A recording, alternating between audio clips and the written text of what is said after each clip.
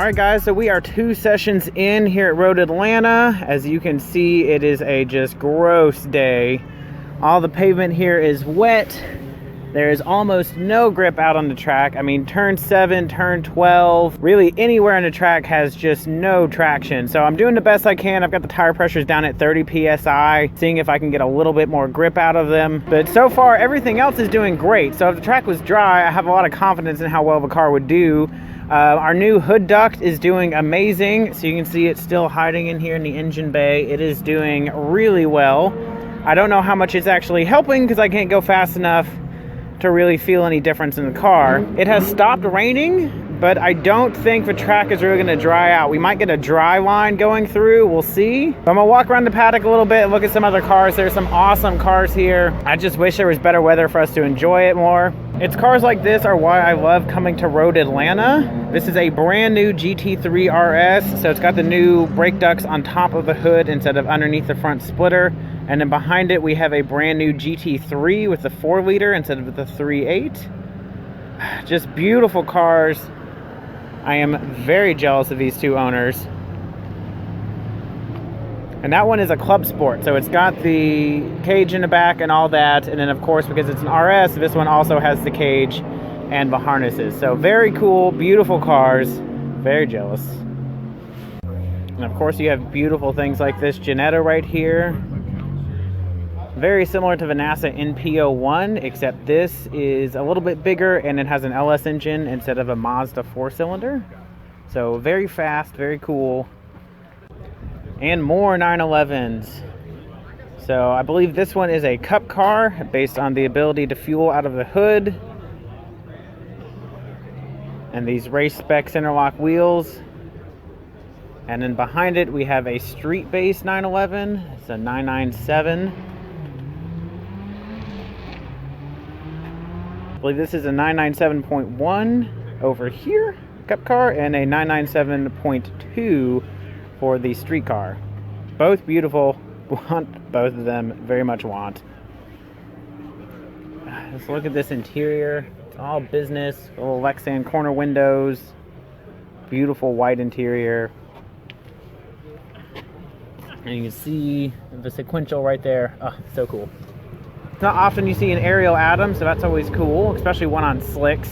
I bet it would be just dirty fast here if it were actually dry. Anyone up for making a run at Harry's? Got some overnight parts from Japan. So I don't know if I've mentioned it yet, but I really want to get my wife a Series 1 X5M because she wants an SUV, and if I'm going to break down and get an SUV, I'm at least going to get the dopest SUV that BMW has ever made. And this would be my setup. I mean, I wouldn't rent a trailer from U-Haul. I would just eventually buy one, but this would be how we'd get to the track in the future after school, or at least that's the plan. This spec E46 is just beautiful. I mean, look at that interior. Everything mounted cleanly.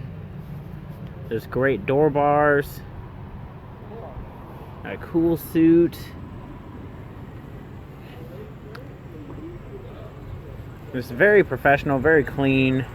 And I really like back here, I like these little clips for the trunk. That's pretty neat. I'll have to look into that. One thing I'm hoping to see while I'm here is some more ST4 or TT4 cars. There really aren't that many that were at the Roebling event. I think there's really only like 3 or 4. So I'm hoping that while I'm here, I'll see some more of those just to get a little bit more influence of what everyone else is doing, some ideas. But really, it hasn't quite taken off in the Southeast region as much as it has other places.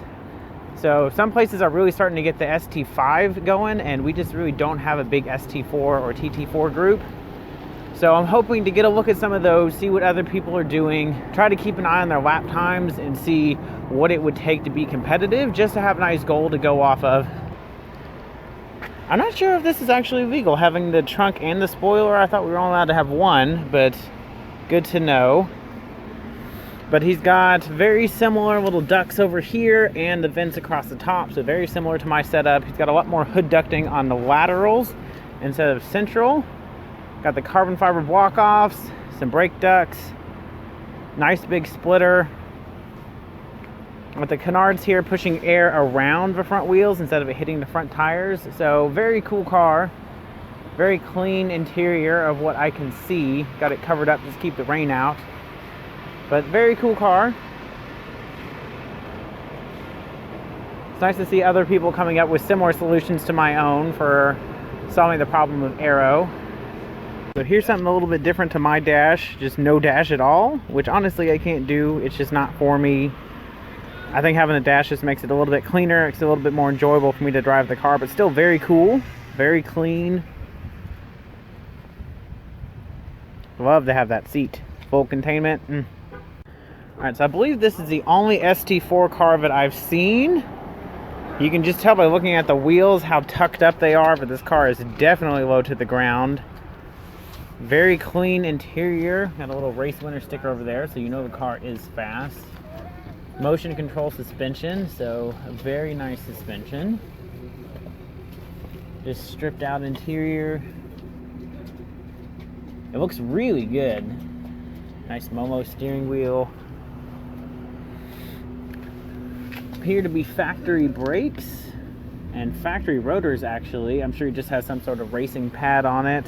Not a whole lot in the way of aero. Factory hood. Very small splitter. I mean, maybe an inch around the front. So apparently it doesn't take too much to make a quick Cayman. No wipers, just like I have. And it got a plexiglass front windshield. No quarter windows and plexi rear. And just a little wing back here. So I don't know how much power it makes, but something tells me it is probably lapping faster than my car. But really the biggest thing that separates, I think, this from a stock Cayman would just be the cage, no interior, and Hoosiers. Other than that, it looks like it's a pretty simple bolt-on affair. You can see some suspension in there, adjustable SPL links. But yeah, very pretty car, very cool. So I'll have to keep an eye on his lap time, see what he does this weekend. But this is the only ST4 car that I think I've seen, so maybe there aren't going to be as many here today as I'd hoped. Is a Viper ACR. That was the ACR edition that broke the record at the Nürburgring at the time. Went like a 2-minute and 10-second lap, so very cool to see one. I've never seen one of that generation.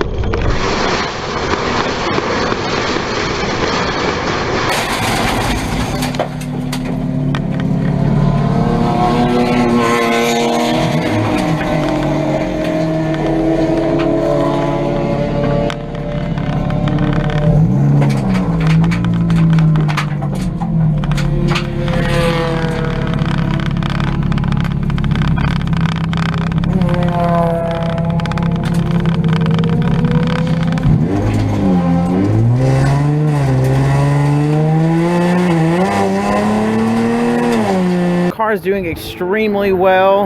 Everything's holding up really well. It's handling well. I haven't had any issues out of it other than the fact that we did have that off at turn 5. It was really just me asking too much of a tire, so they did all the braking they could and ran out of grip and I slid off the track. So we're lucky to walk away with nothing more than just a little bit of scrapes to the under tray. The rear brake ducts look a little bit worse for wear, but other than that, everything is fine. And of course, this is going to be the car's last track day for a very long time, and then we'll have to do a bunch of updates before we take it back again. But she's doing really well. I'm really happy with it. I've had a great time. It's been nice to have the last couple sessions be dry. I think the main reason I went off was I was just excited to actually have a dry track again. So after 4 or 5 laps, I was getting a little bit too confident and asked too much of the tires. We've got one session left, the last 20 minutes of race time in the car.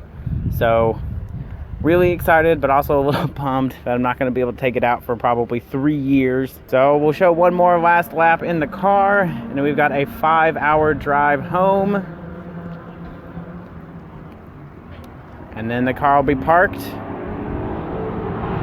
Maybe take it to Cars and Coffee a few more times, but really that's going to be all she wrote.